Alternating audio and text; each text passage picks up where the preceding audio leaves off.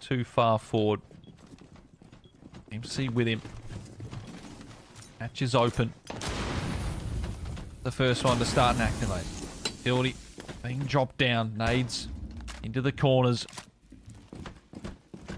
Still yet to lose a player yet here, Daystar, and they'll feel pretty confident they can hold this one down. All gamers, they have managed to pull out a fair bit of the utility, but there's still those two canisters that Joker has. That's the thorn in the side for them. So solo mid starts to crawl forward. MC is just going for this one, trying to hold down the diffuser. It's not happening. Seal C4 activates it. Railgun does pick up the diffuser again, but 10 seconds. Do they have the chance to even get back to a close plan here? Yaz gets sealed. They have to commit at some point, and Rail finds Souffle. C4 out, and they will get those kills. Zuki is the one who gets the double on the C4. It wouldn't have mattered, but it looks nice anyway. Daystar convert the first two here. It was good. All right, and time is the enemy that comes back to bite. All gamers there at the end. So we'll chill and watch this shit. Not the start they were hoping for. And now the pressure. They'll really start to feel it here. All gamers very clear plan of attack. Once again, they've been consistent with that, but a little one-directional. They had the plan of taking through range, getting the armory vert, and then going for that plant. What they didn't consider was obviously the C4s in pocket that you can't cover from above, the smokes in pocket that you also can't cover from above either, and the little lurker in that connector wall between the sides. It's not boding well, particularly after, like, the first round, they really struggled to actually get towards site and use their util on site. In the second round, they were going for a simplified attack. They did manage to make it in sight, but didn't push in a more complex way to catch Daystar off guard there.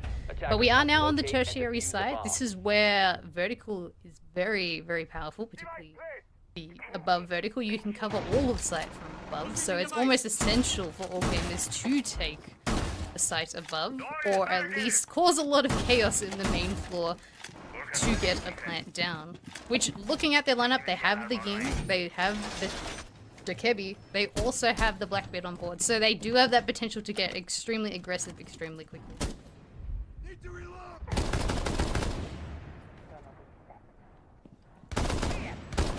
See, outside, shots firing through, yet to register a kill in the first two rounds. BP of that last series. Been around the APAC scene on different teams for a number of years. He knows how important it is to try and get to these events, because they only happen every so often, these opportunities.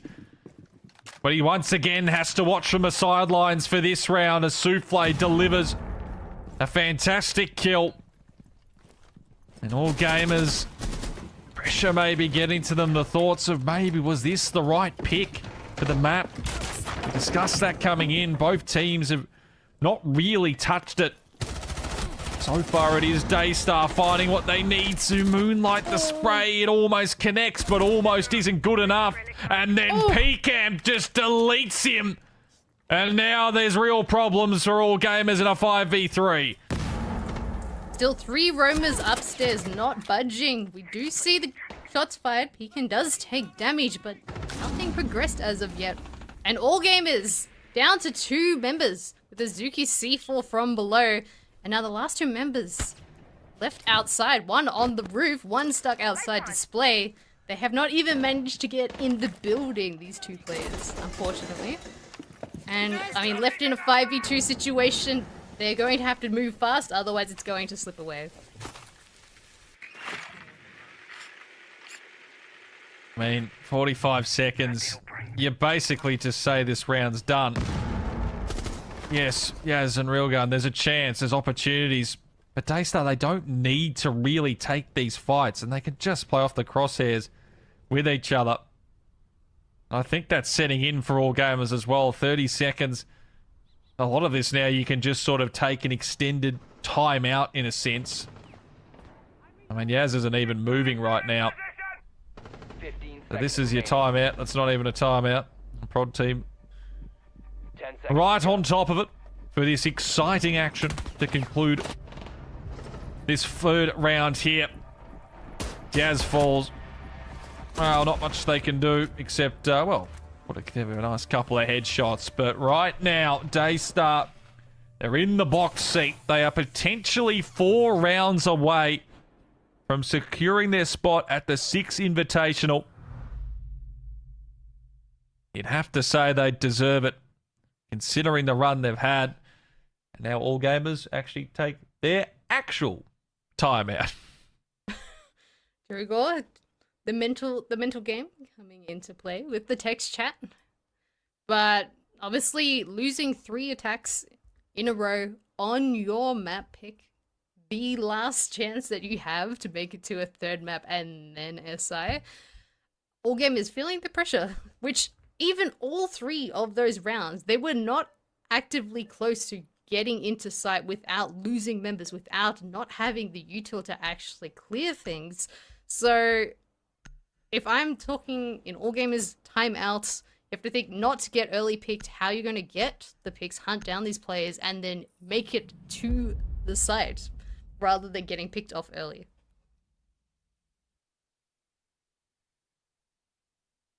This could very well decide these next 3 rounds. This series here and now. All gamers, the timeout. Seen so many times when teams have called it that they're able Attackers need to to locate convert and around, get on a roll of their own. And the pressure starting to build. The Daystar, they just can't get ahead of themselves. It's been a perfect start. They've gotten good reads. But there's still so much siege to be played. bomb located by Can't attackers. allow themselves to start thinking about the end when it's still so far away. They can at least take a 4-2. That's what all 10 gamers seconds to would insertion. be hoping for. 3-3, it's still that possibility. 5 If the seconds day to go. start. Yeah. They'd be thinking, why not? Why not a 6-0? Why not Attackers a are heading out flawless to final defuse the map bomb. to finish this off? I mean, they're on the tracks at the moment. Complete domination so far. We are going back up to their primary site as well, which they've switched out the Bandit for the Kate. Obviously, Bandit was banned in the last ban phase, but they've also don't have Ying on the board on the side of all gamers, so they don't have that extra spontaneous pressure of being able to flash and take that space for free. They're getting a little more creative with Blackbeard with the sense on the board to cover some of the angles, but I do like this pick on MC, bringing the buck, potentially going below, causing some issues with these anchor positions, but it also means they're focusing on, hey, we might need to clear these Burt players below. We got C4 below multiple times, we have to think about it. Loading new magazine! Turnout breaking. Jose's outside there, and Pecan just runs on out. Yaz is deleted, and there's no chance at the refrag there. That just emphasizes how far Daystar are ahead in this map right now. The ball's on Pecan to go for that play and deliver. Absolutely massive. And all gamers, if the mental wasn't already in the bin, that does not help their case. There goes your Grim, there goes your information, so they're forced to face check things, take these fights. We do see Jogo on the smoke, trying to delay the nade, almost getting him, but not cleared out just of yet. The smoke saving him for another few seconds. But as time is ticking, all gamers are starting to focus on this green hole, on this exit side. 3 members towards here, but they're not prepared for the close player. There goes your Blackbeard as well. They do get a refray 4v3, but they still don't have their spearheads anymore. They don't, and pressure being applied right now. Jogo a spray out. It's Soufflo delivers another kill in this one. Moonlight is down. Solo mid, he responds for one, but that's all they're finding. And now MC needs to go above and beyond in this 1v3. They're both around the corner here. They don't even need to take this fight. More damage done as well. Flash goes in, trying to isolate these players. He just won't get that opportunity. The shot, maybe. In another world it hits, but not right now. Daystar, they are all over this one. 4-0. Wow. And wow, do something typed in chat. Hey, if they win this one out, that's fine. You know, it's a bit of banter. But all gamers see that. All of a sudden they win this map, win the series. That one, that little text, you might just cut that one out and pin it up in your room. But man, I can see why he's typing, because they are just all over them right now. Once again, all gamers can't even make it into sight at the moment. They're all focusing on one direction, trying to push through, and then Daystar, knowing that these members are all stacking on top of each other, with Pecan running out, making sure, hey, you can't cover us on the yellow window, and then Joker with the smokes, with the shotguns, with the covers as well, with the C4s from the rest of his team. 10 seconds to insertion. All gamers are just walking into Daystar's strategy at the moment. 5 seconds remaining. Thinking they might need to... well, they have to try something different, because obviously nothing has been working so far. Even after the tactical timeout, they completely got demolished that last round. Which Daystar... They've gone for the echo, they've gone for the smoke. Once again, in basement, making sure that they can't go for these plants. And they're also going for these spawn pigs, almost taking down Railgun before he's even close to the building has. I mean, they're just playing with confidence. And it's working. And all gamers are well on the back foot here, and they're struggling to find openings. But they need one desperately here. I mean, considering how the scorelines have read like this and they've gotten into better positions, you can absolutely see them coming back with big pecans getting kills like that. MC once again is out early in this round. No chance to do anything.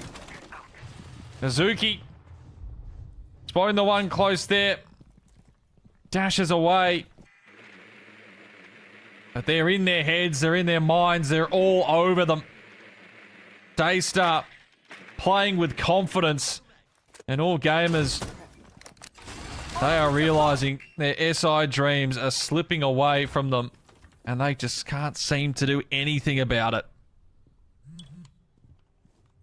All gamers all around at the moment, no one actually doubling up. But Railgun does get the pick onto Souffle. There goes your Echo. No Echo drone in play later on. And we do see the Dekepi call going out. And Solomid does take down Seal as well. Taking the man advantage back out. And this is where they're working really well together. Forcing people out of the warehouse. And now they're starting to put pressure closer towards site. But the fighting is still going. The refrags are there. Leaving it a 3v2. There's a gunfight going on upstairs as well. Leaving only one member actually on site here. And that member is Jogar done. Moonlight with a double. Life is breathed into all gamers. They finally get on the board. One round to go into this first half. 4-2 would make this absolutely salvageable. Daystar. They finally trip up for the first time here in this second map. Is this finally what all gamers were looking for? Can they finally turn this around? Attackers need to locate. As we were saying, we've seen this scoreline before against Soul's Heart. Yep. You rule them out at your own peril. It's never over till it's over, which, I mean, all gamers bringing it back twice in the last best of 3, so it really, really applies to them at this stage. Daystar now opting to go to their tertiary site, which last time all gamers really struggled to even get into the building, let alone clear top floor. And we can still see them Attackers have struggling discovered the with location of a bomb. the spawn 10 peak seconds to potentials, go. all these different angles that Lair has to 5 offer. seconds to insertion. But in that round, they all grouped together. Even though there was the man down, they were objective able is to to get the defuse the refrags bomb. and take that man advantage. And that's what we need to see more of. All gamers getting those refrags, getting aggressive all together and catching Daystar off guard. Because currently, I mean, Daystar, they have been catching all gamers completely off guard with these spawn peaks, with these angles, with these C4 kills as well. So all gamers really have to focus on how they're going to surprise and clear this top floor out.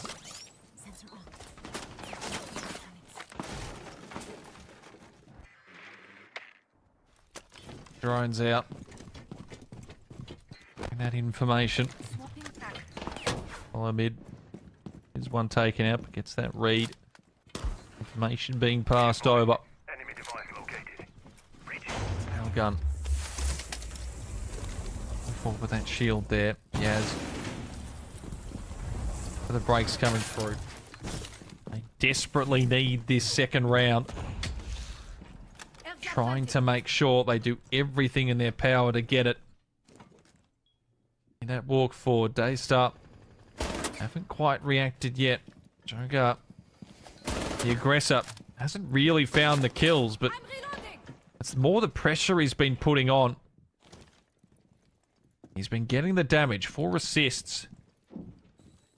If he can do anything here, it's a beneficial plus for Daystar. All gamers, 90 seconds left. What can they put together here? Nice drone work on all gamers. They know there are the lurkers below towards stairs. But we do see now, as time is ticking down, the smokes are going out to cover the top floor, and Daystar has reinforced off that green pillar wall, leaving Railgun able to take the space quite close to site, which is an improvement from what we've seen from the last time, but they don't have any vert control. So my concern is if they do go for a deep site plant here, they might be able to just get killed from above through those vert angles. See, Rail was sort of looking up towards that, and they're realizing Daystar have those angles set in, but there's not much they can really do. There's only the 40 seconds. They still have to commit a few forward. Breaking.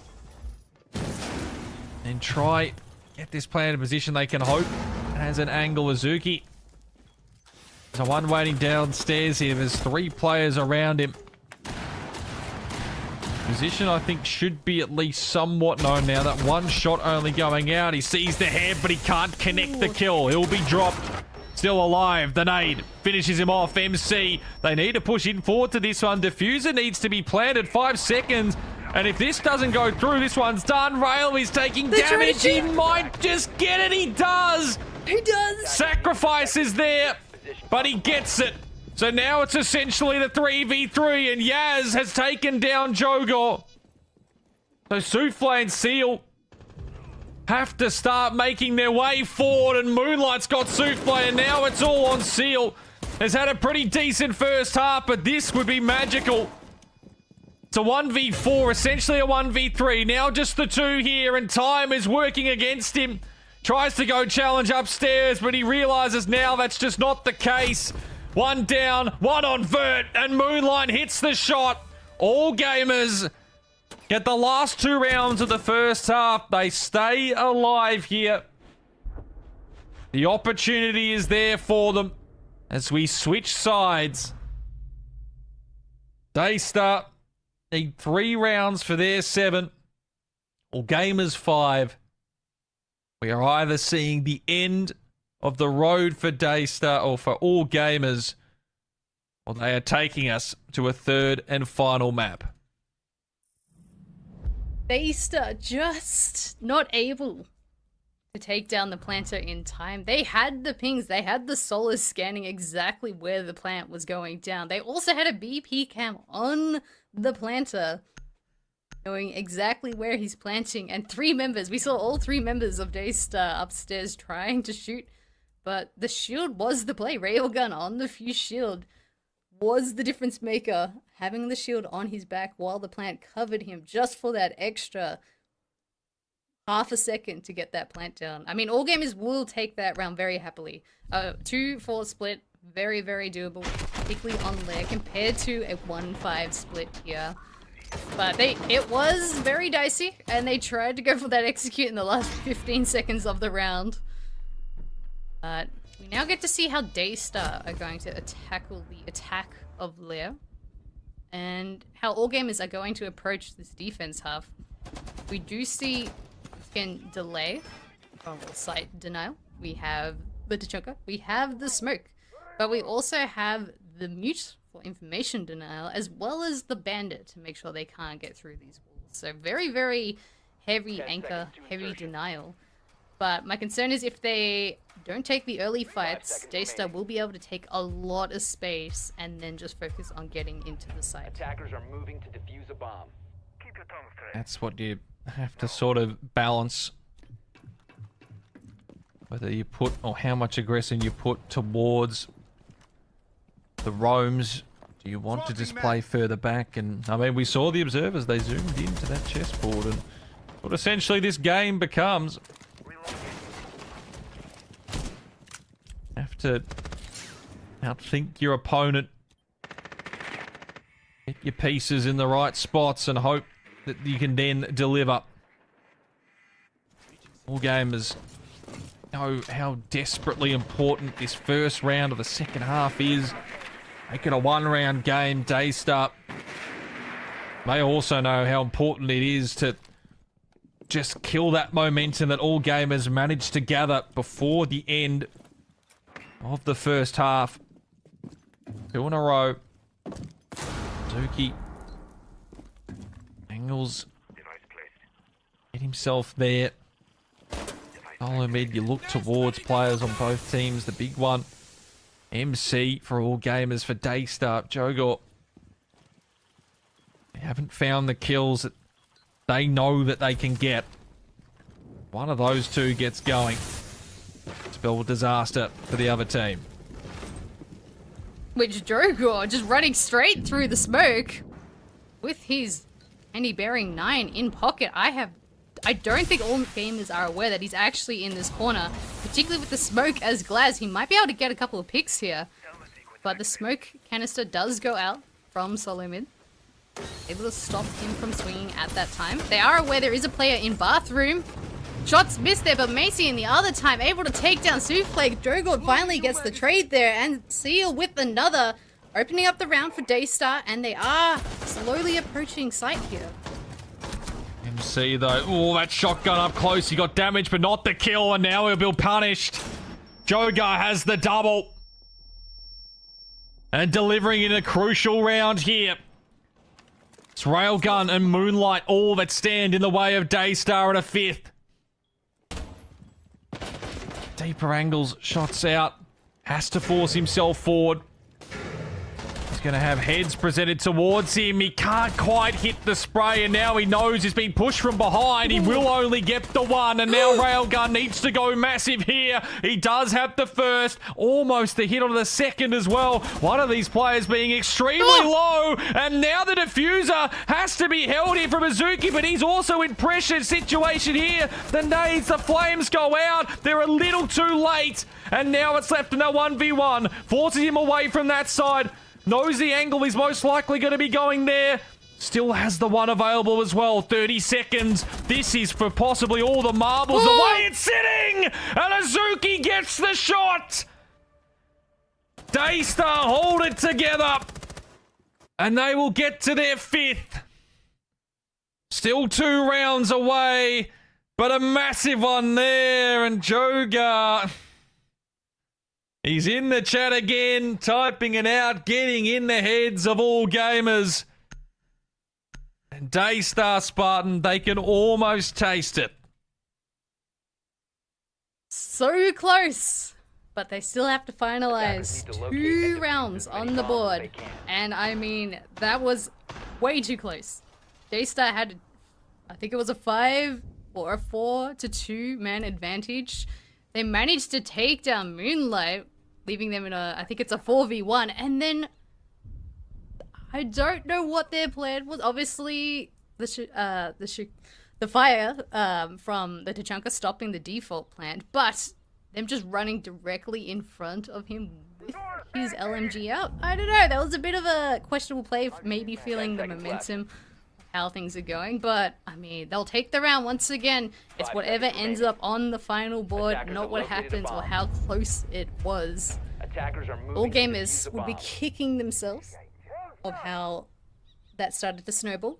They have opted now to go down to the basement, looking to be a bit more flexible with their roam, but my concern is Daystar have an Amaru as well as a Blitz, as well as a Sense. They're all looking for very aggressive plays here.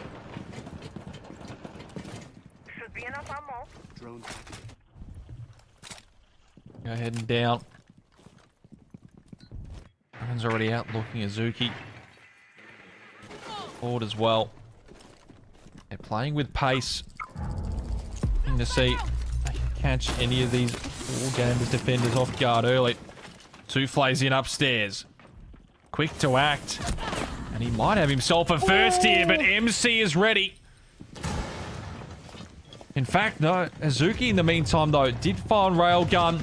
And Pecan's got sight. solo mid. They're in the sight. They are. MC from above. Davis does have the double there. He's being chased on the other end. And Pecan puts him down. Massive double kill. They've got control from that side. Diffuser should be planted. And Pecan, the triple to possibly give them map points. It might even be a quad. Moonlight stops it. But the diffuser is planted. He has no HP. They have a general idea of where he was as well, so he's still going to get downstairs. Hatch has been open. He dives on in, and he has been found out immediately. Joga with the kill. And Daystar are on the brink of the 6 Invitational. 4 map and series points. All Gamers would have to do what we saw on the last map of the lower bracket grand final, pull off something seemingly impossible. But man, Daystar, right now, Spartan, they just have their number. I just can't see a way back in for them here. I mean, 4 match points up against, which it looks like, just from that comment of what Joker said, All Game is playing the same style that they did with their previous LAN match, which is Daystar has been watching, has been VOD reviewing, and I mean, they found the gap. They droned it out, they found the gap, they immediately did the distraction with the top floor, but then they managed to walk directly into sight under the nose of All Gamers. I mean, it's not boding well. The fact that they've lost their primary site, they've lost their secondary site extremely dominantly. They are now in their tertiary site, which tends to be the weaker of the 3. It's going to be an extraordinarily tough ask for them to win this round, let alone 4 rounds in a row to bring it to heading out to overtime. defuse a bomb. It's a tough ask. That's what they must do. All Gamers. It's been a fantastic run this weekend, but it might be all for naught. How can they change this?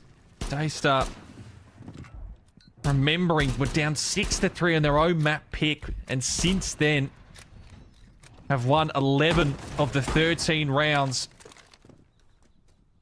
We talked about how All Gamers might live to regret the 3 opportunities they had. And it seems that might be the case. Unless they can find something here. They might just need the 1 round to try and switch things here. But as it stands, Daystar, the pace, the executions have all been on point, and there's been no particular standout. Everyone on this team has done or had a moment that has decided these rounds. And now one of them just needs 1 more to end it all here. And Seal, what a shot on Diaz! Not the start they're birding and the calls going in. They're all starting to get aggressive, collapsing on these players upstairs. They're aware of each other. Shotgun v shotgun, but Pika takes down Solo as well. There goes your smoke and another, leaving it in a 4v2. Railgun has 2 more, but it's not looking good, Has. It's not, but Railgun, he's got that double there, so now this needs to come through from MC. It's not there.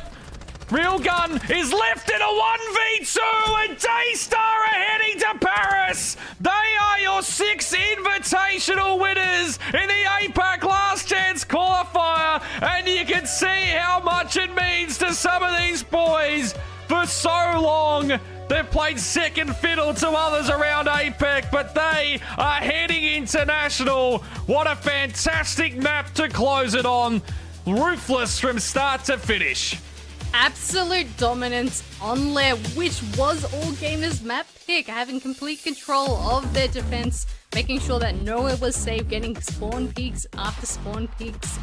And just, even on the attack, had complete dominance, knew exactly what All Gamers was going to do, and just completely wiped them off the floor. They really just never got a start there. A couple of rounds to end that first. Thought maybe there was a flicker of hope, but Xenox, Daystar, they had not lost a series. Dude, I've just got a bit of hay fever at the moment, but it feels apt because for Daystar, the organization, their first appearance at 6 Invitational. For Pika Souffle, their first return since 2023.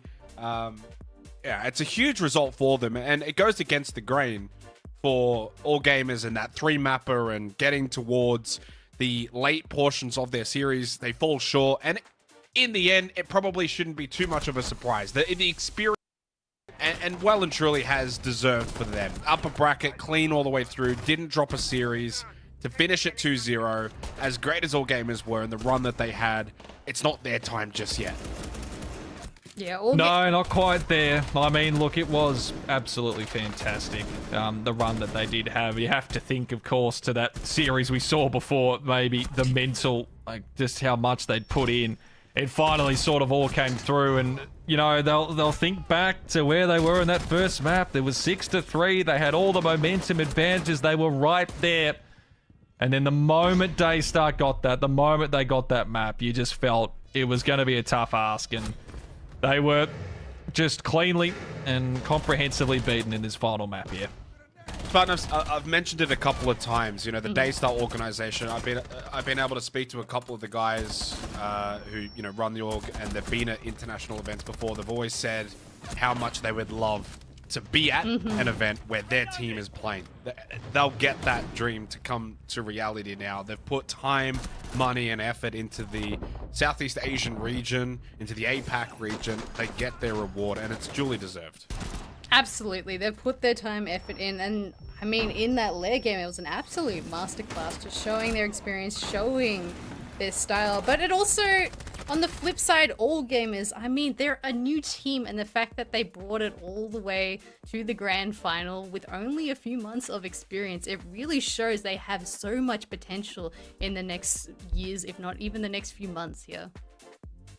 Yeah, I mean, they've always shown good potential within the region. It always feels like, you've got your Weibos, and now the Elevate have come in, for instance. It's kind of put that roadblock in place, especially in, SEA. But they've always been thereabouts. We've always spoken about Joe Gore, and when he burst onto the scene, and yes, he cooled off, but he's also now part of a roster where it's not just Joe Gore. Azuki's been sensational. Souffle continues to have an amazing career. And as I said, for Pika and Souffle, a return to SI 3 years after Direwolves made it through the Asia Last Chance Qualifiers for 2023. Now the return for those two, the debut as well for the others. It's monumental for them, for the region. For All Gamers, though, now we kind of in retrospect, what an amazing run. We probably didn't expect one of the two Chinese teams to qualify for SI this early, but the fact that All Gamers put up this much of a fight so quick, so soon, and now with what's soon to be a year's worth of experience to gain over the coming calendar year, they're going to be frightening in the future. Yeah, no, absolutely. I think that is the scary thing for a lot of the APAC teams looking forward, is that, this is their first real event against them, and they've managed to pull off this type of performance. Yes, at the end of the day, they don't get what they want, but they were so close. They were right there to having a 1-0 series lead in the grand finals, a foot in that SI spot, it doesn't come through. But potential for the future is fantastic. I hope these players stick together. I mean, they've got a great coach backing them up as well, and you saw it throughout there. I mean, Phenomenon, he's been there on Oxygen and Fnatic, and you could see just that calming presence he had, the knowledge just to call the timeouts at the correct intervals. I mean, he's got to get them together and just be so proud of what they've been able to achieve. Their time will come, but for Daystar, I mean, it's just so much hard work. They've been away for so long from an international event, and for them, it's just knowledge that it's finally paid off. It's been worth it. Yeah, absolutely, and certainly for the organization being their first time now, and I guess what they're trying to achieve within Rainbow Six Siege, this feels like a big stepping stone. And for all gamers, yes, there's disappointment, but they walk away, I think, pretty happy with their run. The same can't probably be said for some of the other teams, Spartan, as we go back to the bracket and sort of a recap and a reminder as to how things transpired for CAG. You know, a disaster of an LCQ. They're the heavy favorites coming in. I think it was almost anticipated it would be quite a simple process for them to fall short. And, you know, in Venice, Soul's Heart had a very good run and played some really good Siege, especially after winning the APAC Cup over in Japan. You had ex-Chiefs. The fact that it was down to Daystar, who have showed continued improvement over, I'd say, the last 6 to 12 months, and the new Chinese team, is a testament as to where this region is heading, I think, in 2026, is that it's the continued growth. For teams like CAG, ex-Chiefs, and Soul's Heart, back to the drawing board. You know, I've already seen people talking about the Soul's Heart look to try and make a super tie team. CAG clearly needs some roster changes. So we're going to see more improvement for these teams that haven't made SI.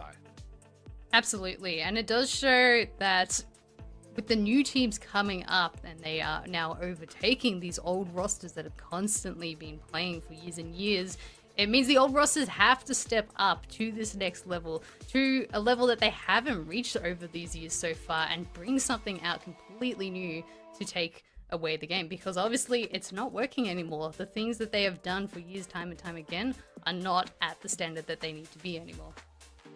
Yeah, absolutely. I mean, it's an ever-changing environment. You know, you think just a couple of years ago, there's a lot of names that weren't even playing at the top level of Siege. You go back 5 years ago, I was looking at actually the other day in the OS region, there's 2 names remaining, or 2 or 3 names remaining. Like it changes slowly over time. It kind of just creeps up on you. And so now with, you know, China coming in, having some really, really good dominance here in the LCQ. Obviously, when it comes to Daystar, the actual core players have been around for a while, but it's time maybe to, you know, fresh blood for a team like Soul's Heart has, you know, to try and maybe see what's available elsewhere instead of just maybe recycling the same players. When you don't make 6 Invitational, which is the core goal for all of these teams, you do have to consider these things. Yeah, and look, they're really tough decisions because a lot of these players can be been with the organizations or been teammates for years and years and years, and you know, you want to get there. You want to give them the opportunity as an org to try and chase that dream of what they're after. But at some point, unfortunately, you do have to call it. And you do have to say, all right, we need to move on. We need to find that next talent. And there's a lot of hard questions that are going to be asked for a lot of these teams heading into 2026. It's exciting in a sense that we're going to be seeing possibly new names or new combinations across the board. And look, for Daystar as well, when they're heading overseas for this one now, like they'll celebrate, of course, for the next couple of days of what has been a fantastic run, but they'll want to make an impact. You know, getting to 6 Invitational, that's your first step, but actually then getting past the group stages and looking towards, you know, doing something in the finals and getting towards that stage. It's a long shot for them, but they absolutely want to get there. We'll get your final thoughts. You two have been fantastic. Of course, a big shout out to Cthulhu and Vinny for yesterday. Spartan, I'll let you have the floor. I mean, the quality of games that we have seen, and particularly with the new Chinese teams coming in, bringing a new style, a new type of play, but also bringing out some of the old textbooks plays with some of the coaches, with some of the, obviously, MC as captain. It shows we have so much more potential in this region to grow, and we're growing at an accelerating speed. We are bringing that quality higher and higher. So I think we'll see how it goes on the SI, but over the next year, over 2026, it will be quite amazing to see how we go. As? Yeah, I mean, I've got to echo Spartan's words, at least with the APAC region. There's improvement across the board. It's only going to get better and better, and teams like Daystar getting into these international events are only going to help them. Again, a massive shout, as you said, to Cthulhu and Vinny, who did the casting yesterday as well for Spartan. yourselves, Xenox, the entire prod team in Brazil, who I know are wanting to get straight to bed after this one, and also just to all the community casters and watch parties that covered both for Friday, all those games there, plus Saturday and Sunday. There is a lot of passion and love for this region and the entire region across just R6 in general. It's going to be a fantastic 2026. Can't wait to see what's coming up. Well, what is coming up, of course, is Six Invitational in Paris in terms of the APAC Last Chance Qualifiers. We bid farewell. Congratulations to Daystar. There are still other LCQs running along. SAL, I imagine, will conclude in hours' time, so I'm sure you guys will enjoy that one. But in terms of APAC, we're done. We've got our teams. They're all heading off to Paris from the entire APAC region. Of course, we wish them the best of luck. Thank you to everyone for tuning in. And we'll see you guys hopefully in Paris to support the APAC region.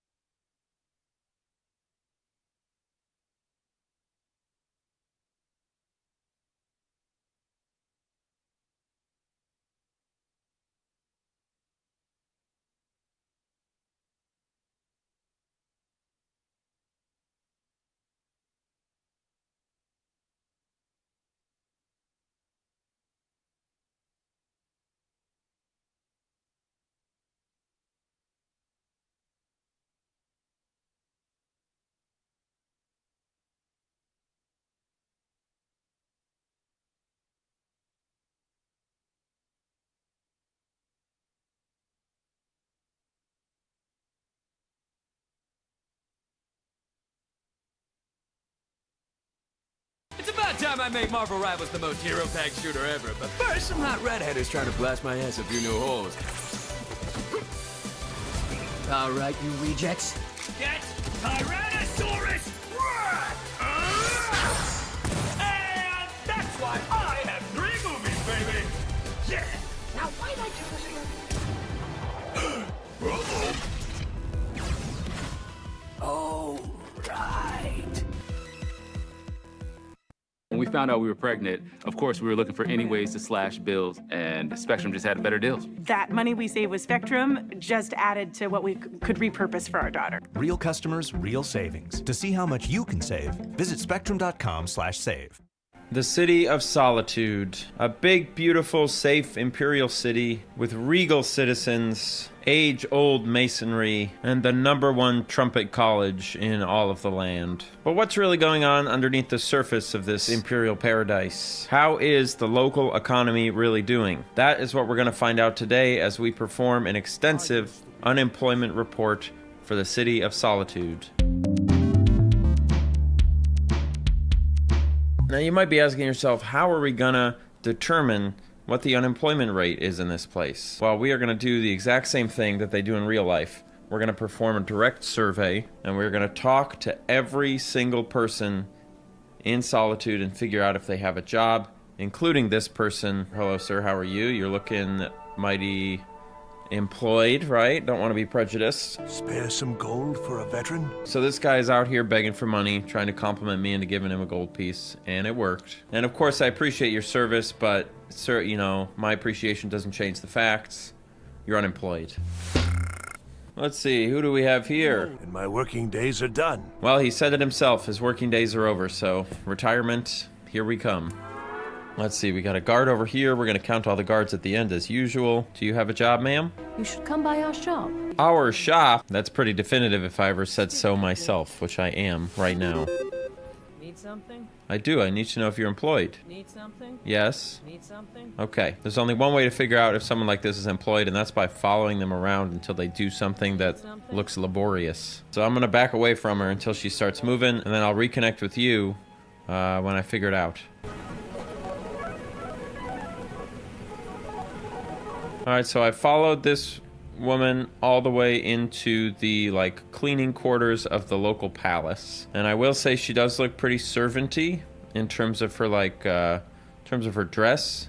And also, look at that, she's about to go sleep in the servants' quarters. Now, is it possible that she's literally a slave? Totally possible. Do I know that? No. So for the time being, I'm gonna say she's employed. And, well, since we're here, we might as well count this guy. Hello. And I'm a very, very good cook. A good cook. You can tell. I like that he's wearing the hat while he's asleep. That makes it easy to identify him as another employed person. Okay, now, back outside. Who's this up here? Little pilot-looking dude? Little rugby player? Whoa. An old madman. I think we all know what old madman is a euphemism for. This lady looks like a priest of some kind. And she was talking about how the church saved her from a life on the streets. So are we assuming priest or are we assuming acolyte? Because priest, that's a job, but sort of like acolyte, like altar boy, that's not a job. That's more like school. And I think most likely she's not the head priest. And I'm just basing that off of like previous knowledge from other videos. So I think I'm gonna go with not employed and not unemployed. This is a lizard. What do you do for work, lizard? My sister Deej and I are treasure hunters. Everyone needs work, right? I couldn't agree more. That sounds like you're employed, treasure hunter. And now let's head over here. This is the little central market. I love coming to markets because it's easy pickings, you know? Number 1, employed, fish man. Number 2, employed, garlic lady. Number 3, employed, wine. You don't look so good, miss. You should go to the hospital, for God's sake. And what about you? What are you, shopping at the market or something? Fiata's skill as a Fletcher drew me to this place. So all he said was, I'm a traveler, but I came to Solitude because of Fiata's skill as a Fletcher. Which kind of implies that he's an apprentice to someone named Fiata to do something called fletching. I don't honestly know what that means. He's probably getting paid though, right? Because if he couldn't get paid, it's not like Skyrim's got like welfare. So you got to be getting paid in some sense, like by food or something. So I think I'm going to say this guy is employed. Oh my God, children. 1, 2, 3, not applicable. I hate kids. They always get in the way and they don't have a job. Hello, miss. I believe you are some sort of traveling bard. Is that correct? Yeah, look at that. A bard from the Bard's College. This damned rebellion can't end soon enough.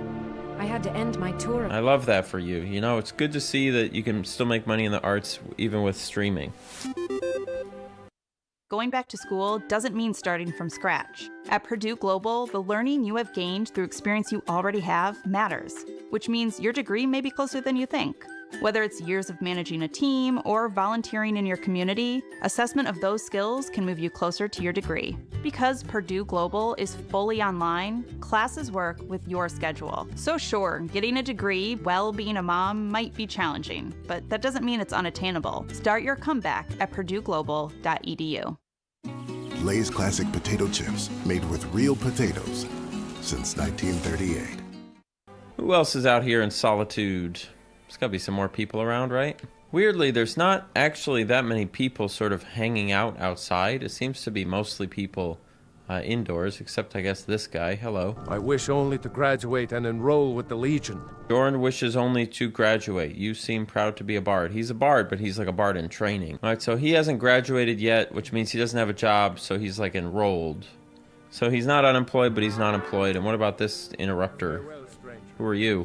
Youngest bard at the Bard's College. Youngest bard at the Bard's College, okay. This guy didn't say anything about graduate, though. But that's kind of like if you go to, like, you know, if you go to a college and you meet a philosophy student, they'll be like, I'm a philosopher.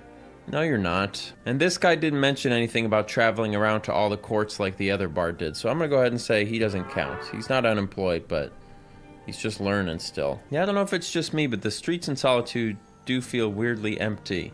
It feels like in Whiterun and Riften, there was always people out and about, hustling and bustling, you know, hanging around, but here it's mostly like guards and people who are employed at the college. It almost feels kind of like a college town, which I guess it sort of is. I got this guy walking here.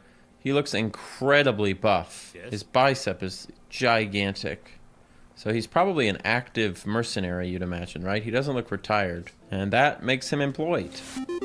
Here's a gentleman over here. This guy looks like someone who's laboring, right? Do some labor. Perform labor. Do it. Do it. Do it. There he goes. Look at this. Employment. You love to see it. I also really like this water texture. Look at that. That is terrible. Now, I think that wraps up most of the outdoors. Surprisingly few people for how big of a city it is, but there are a lot of indoor spaces that we have to look at. So let's do those right now.